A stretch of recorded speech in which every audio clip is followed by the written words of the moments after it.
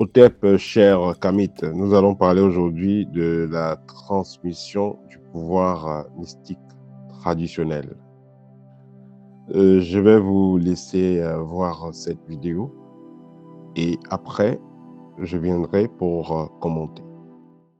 Les messagers de paix du président de l'Inde pour prôner la paix dans les différentes communautés et veiller à ce que les joutes électorales, les joutes politiques ne portent pas à l'atteinte à la paix qui est si chère au cœur de M. le Président de la République et si chère au cœur de nos populations.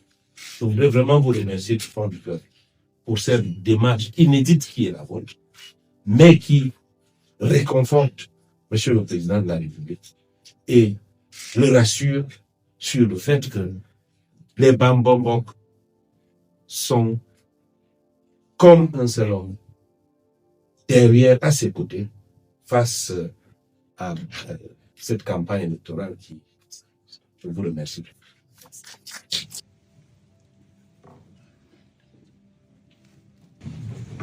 Bambombok, Matengo Maso, Bobati, Mirani Kolana Nole, donc on est en Podia, et à la paix. Ini, donc on est au Méangouya, qui est maintenant Mamana Indi. Engouya Tara, Engouya Sa, Engouya Gwe, Pamobasuna. De cas la Paul de président, il a un petit peu président.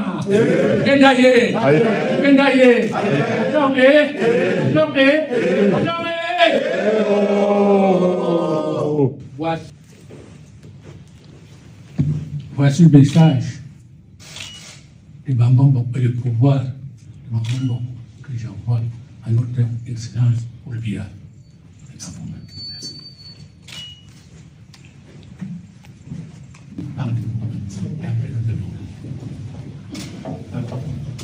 Bok ba ha na dan sa bok.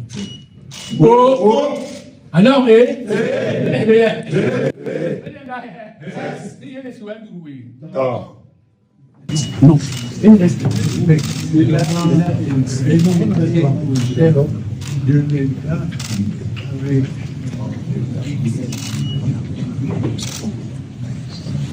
On fait le message de soutien et d'engagement.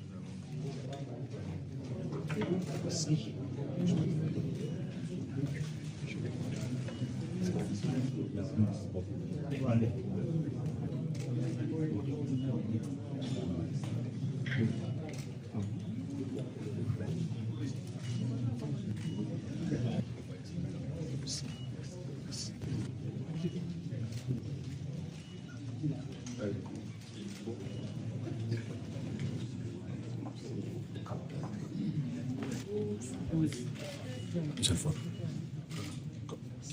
Une seule fois.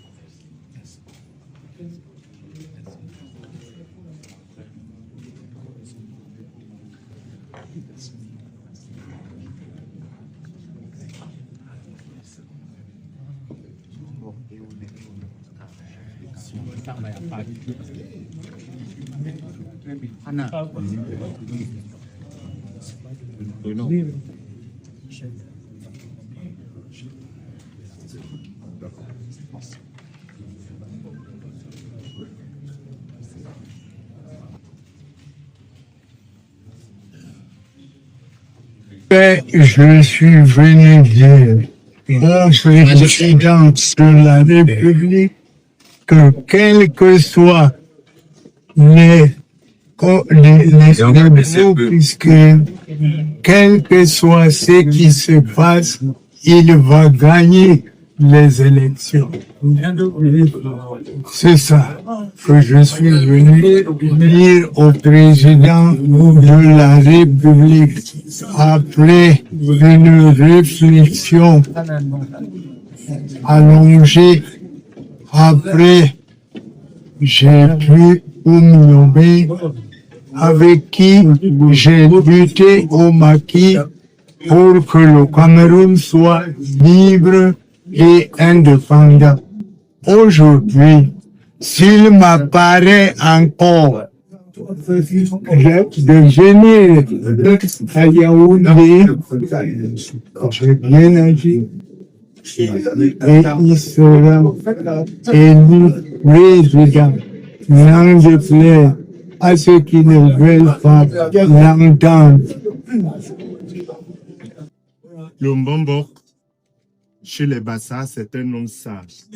Et le Mbombok se met toujours du côté de la sagesse. Et nous pensons que de tous les candidats, le président Biya est un homme sage. Quoi de plus normal que les sages s'alignent derrière nous? Les Mbombok sont des gens de la paix, des hommes de la paix. Et le président Paul Biya est un homme de paix. Pourquoi les hommes de paix ne peuvent pas faire ensemble pour qu'on aille loin? Ça fait des années, vous n'avez jamais vu les Bambombok ici. Compte tenu de l'agitation, compte tenu des messages qui parfois sont adressés à l'endroit des Bambombok, nous sommes donc venus de manière très officielle lui affirmer notre soutien parce qu'il nous ressemble, parce qu'il fait le travail que le Bambombok doit faire, mais lui au niveau national. C'est la raison de notre présence. Merci.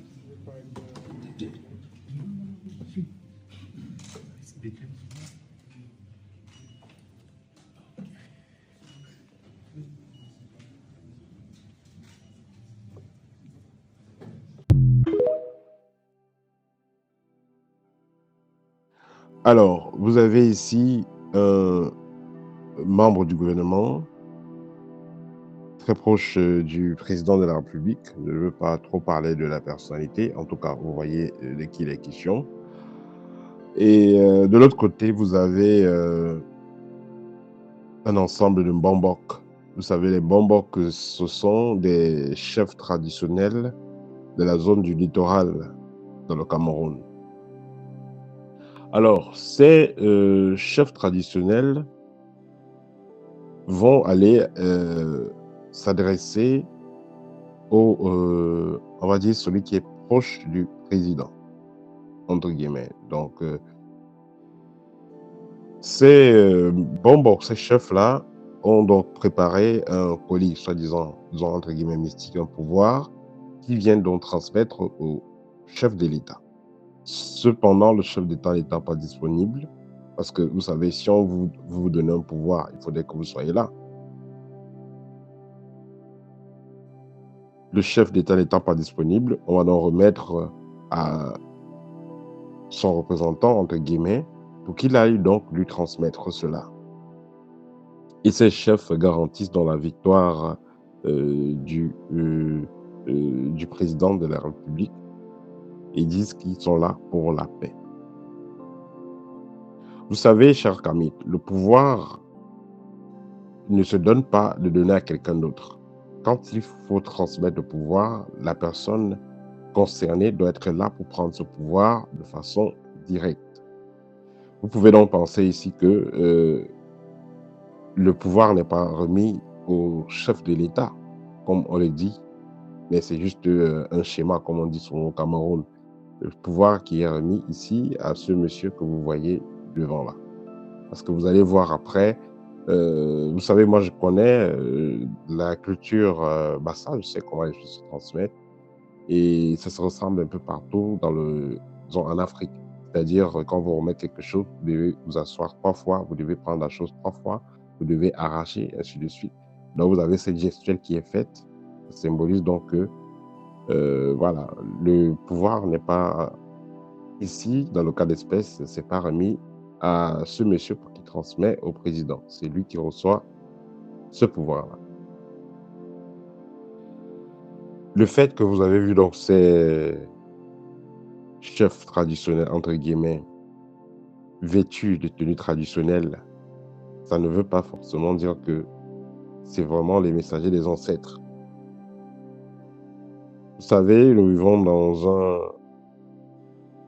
ceux qui vivent au Cameroun, ils vivent dans un environnement où il y a beaucoup de personnes qui vont être là pour prétendre à des postes, prétendre à des positions qu'elles n'ont pas réellement. Il a été connu il a été dit pendant une bonne période au pays qu'il y a même des chefs qui étaient nommés par un certain milice qui nommait des chefs. Donc, c'est-à-dire, comme vous sortez de tel village, vous êtes dans la même veine que X ou Y, on fait un décret et vous êtes chef de village. Vous savez, pour être chef de village, ce sont les ancêtres qui choisissent. Il y a des rites qui sont faits. Mais cependant, ce qu'il faut savoir aussi, c'est que il y a la loi du libre arbitre. Les ancêtres nous laissent toujours choisir nous-mêmes notre destin. Si une personne réussit à magouiller pour avoir un poste quelconque et reçoit des initiations, quelque part aussi, la personne aura un certain mérite de ce poste parce qu'il aura, dans tous les cas, réussi à avoir cela. Donc, il revient donc à des personnes concernées de pouvoir faire de leur possible qu'ils puissent avoir une certaine justice pour qu'ils ne puissent pas avoir de manipulation. Parce que dans tous les cas, le monde spirituel vous observe et laisse le peuple prendre sa propre décision. Vous avez donc, il est donc dit, il y a certaines informations qui disent que ces chefs-là ont reçu chacun une bonne enveloppe. Voilà, une bonne enveloppe. Dans le montant, je ne suis pas encore sûr. C'était un parle de 10 millions, c'était un parle de 15 millions chacun. Voilà, chacun a reçu une bonne enveloppe.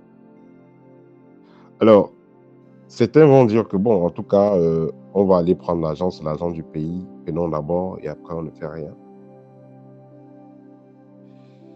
Et le problème ici, c'est que ce sont des images qui sont faites, qui ont été publiées à Mondovision.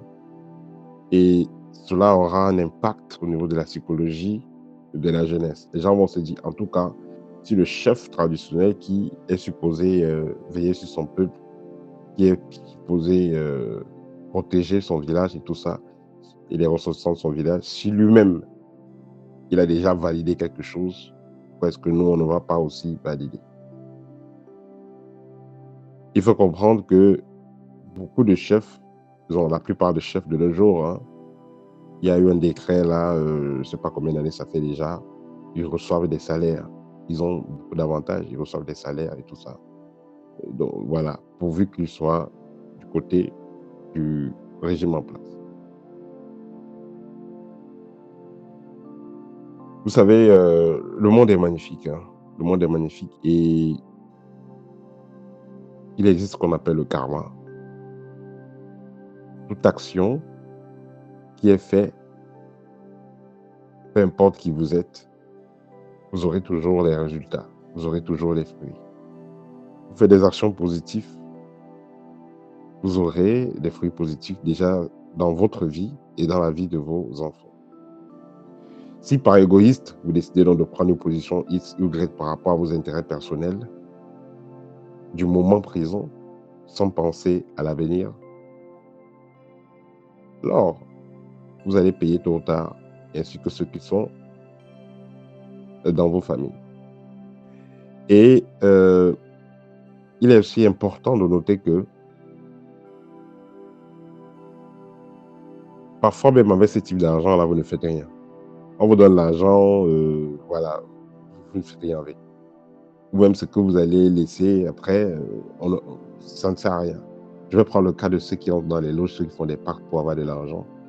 Après, finalement, ils vont construire des villas, Ils ont des voitures. Après, ces voitures se gâtent bizarrement. Personne ne va habiter dans ces villas-là. L'argent même qui est laissé là, vous avez parfois des personnes qui vont avoir des milliards et aller bloquer dans les comptes en Occident et ils vont décéder. Après, la famille, personne ne peut récupérer cet argent-là. Vous voyez, donc du gâchis.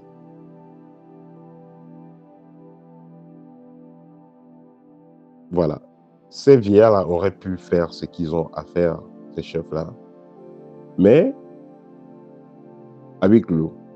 Mais puisque ça a été publié, et le représentant de ce groupe-là a confirmé encore que, voilà, il supporte le régime.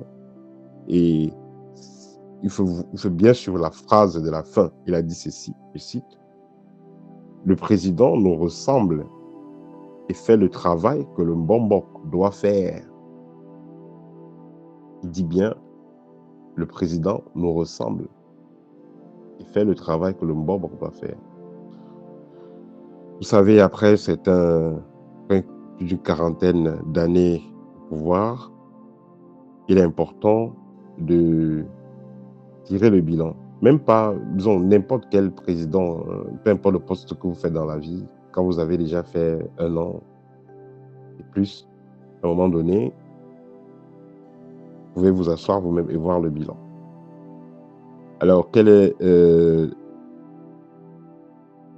sont les points, quels sont les besoins de base dont a besoin le peuple? L'eau, l'électricité, la santé, l'alimentation, le déplacement, voilà, sécurité sociale et autres. Est-ce que ces points-là sont traités? Si ce monsieur veut devenir président au pays, est-ce qu'il y a un problème? C'est le pays de tout le monde. Cependant, qu'est-ce qu'il propose? C'est tout. Parce que ça, c'est la moindre des choses. Qu'est-ce que vous proposez aux gens? Qu'est-ce que vous allez apporter dans la vie des gens? Vous avez fait un temps, vous étiez dans un groupe, on n'a pas eu les résultats, vous avez dit, bon, ok, c'est pas vous qui commandiez. Il n'y a pas de problème. Mais qu'est-ce que vous apportez? C'est là la question. Parce que si moi j'ai fait cette vidéo, je dis que non, tout ce régime doit partir, tous ces gens-là doivent partir, c'est pas ça le plus important. Vous allez dire que c'est comme si j'avais pris une position particulière. Mais comment j'ai dit, c'est le Cameroun, c'est le pays de tous les Camerounais. Et tout Camerounais a le droit de pouvoir postuler au poste de président. Cependant, qu'est-ce que vous apportez? Il y a un candidat qui est là, qui est assez probant dans ses plans, assez intéressant dans ses plans, veut le bloquer. Alors, qu'est-ce que vous proposez? De façon concrète, qu'est-ce que vous avez comme plan? Qu'est-ce que vous proposez? Moi, je pense que c'est ce quoi ces Mbombok, ces sages devaient d'abord réfléchir, ces patriarches, avant d'aller supporter une personne. Qu'est-ce que la personne apporte? Qu'est-ce que la personne propose? Voilà. Donc, c'était un petit partage en ce qui concerne l'actualité du Cameroun. Partagez la vidéo au TEP et à très bientôt.